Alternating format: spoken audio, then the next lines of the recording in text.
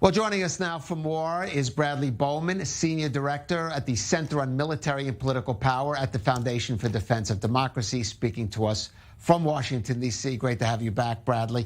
Well, you heard Ebrahim Raisi there. I imagine that Aviv Kochavi is going to use his election, or maybe selection is the better word here, as a talking point in his conversation with Biden administration officials. But we just heard Jake Sullivan, the National Security Advisor, yesterday tell ABC News they think basically it doesn't matter. It's irrelevant that Raisi, a hardliner, was chosen a president because the Supreme Leader Khamenei makes the decisions. What do you think about that? I mean, that attitude of the Biden administration is that Raisi's election or selection is not really relevant to reaching any agreements with Iran.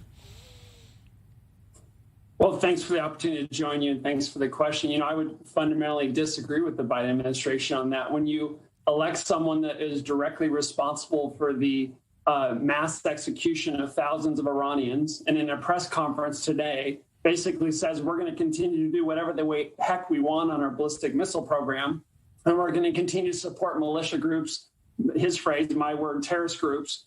You know, I mean, that after all was one of the many fundamental flaws of the Iran deal, right? In addition to providing a patient pathway to a nuclear weapons capability for Iran, it lowered the pressure on their ballistic missile program and also completely ignored the fact that they're the world's leading state sponsor of terrorism.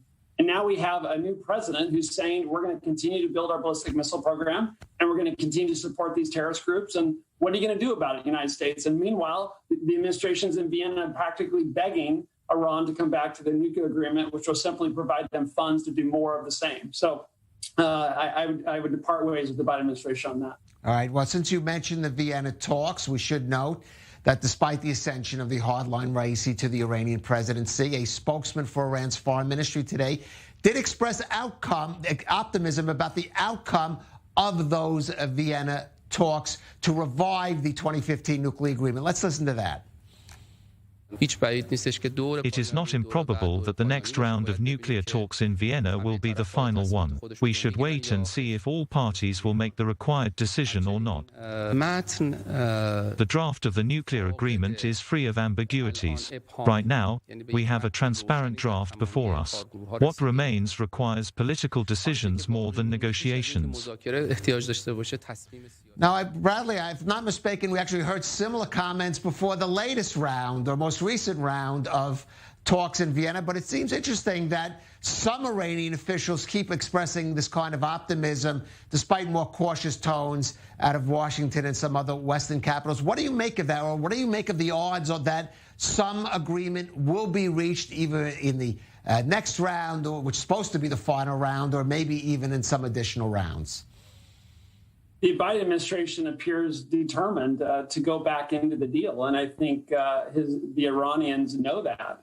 And so, I mean, that's why you have the Supreme Leader basically orchestrating the election of a hardliner, an ultra extreme hardliner. And, you know, because they don't think really there's anything that's going to deter the Biden administration from wanting to go back to this deal. So if I were Iranian, which I'm not, in this regime, I would say, you know, this deal is so fundamentally flawed from an American perspective and so good for the Islamic Republic of Iran.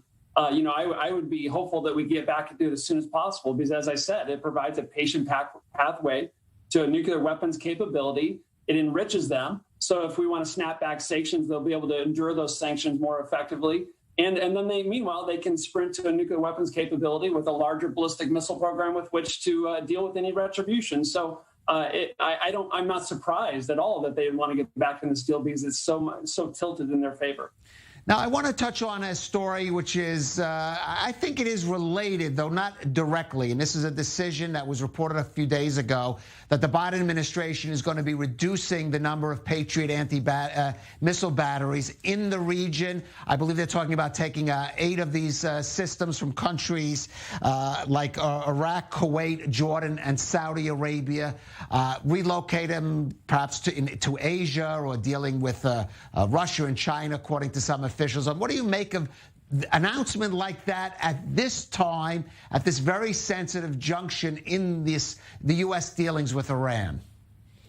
It's a great question. Honestly, I'm very glad that you brought that up, because that's one thing I wanted to mention, is that I mean, there's a lot of things going on here, and I won't get too wonky, but I mean, some of this is that the U.S. has worked over the last year or two since the attack on the Abqaiq oil facility to really help the Saudis make better use of the air and missile defense systems they already have. So there's a little bit of that going on. There's a little bit of the American military units need to rotate back to the U.S. Some of them we need to do some maintenance. And there's also the broader kind of grad strategic theme of many wanting to shift finite resources to the Indo-Pacific.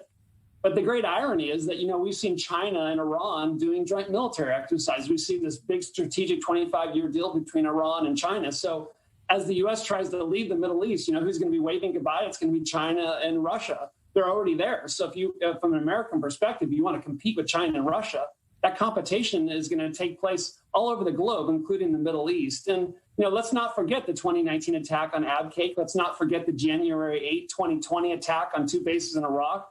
Gave over 100 Americans traumatic brain injury, where they launched roughly 16 ballistic missiles at our troops, trying to kill our troops. And thankfully, no one died because of our own measures, but they are undoubtedly trying to kill us.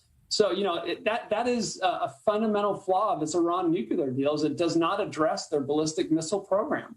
And they're developing cruise missiles and drones, and they've shown that they're using them and they're feeding them to their proxies around the Middle East. In Lebanon, with their PGM program in Lebanon, they're helping Hamas. They're helping the Houthis in Yemen. They're helping these militias in Iran. And so it's not just like they're developing them home. They're spreading them around the region, threatening core American, Israeli, and Arab interests. All right. Well, certainly some concerns here in the region. Bradley Bowman of the Foundation for Defense of Democracies, thank you for that.